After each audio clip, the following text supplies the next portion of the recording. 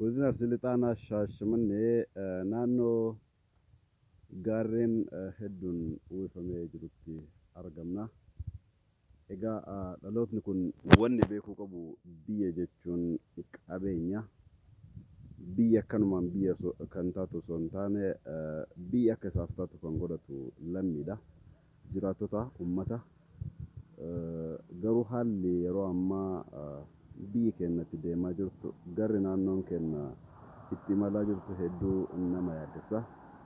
Gaarreen hawwata turistii ta'u, gaarreen quubsuma bineensota bosonaa ta'u, gaarreen mukkeeniin uwwifamuu qabu, madaala qilleensa addunyaa keenyaa eeguu qabu.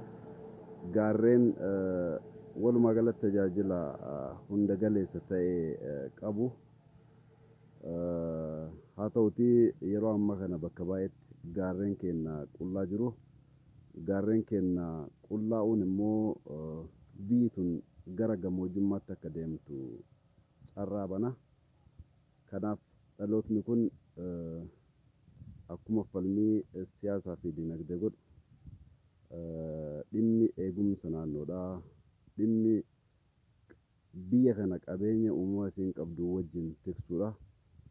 Xiyyeeffannoo uummataa ta'uu akka qabutu naaf gala.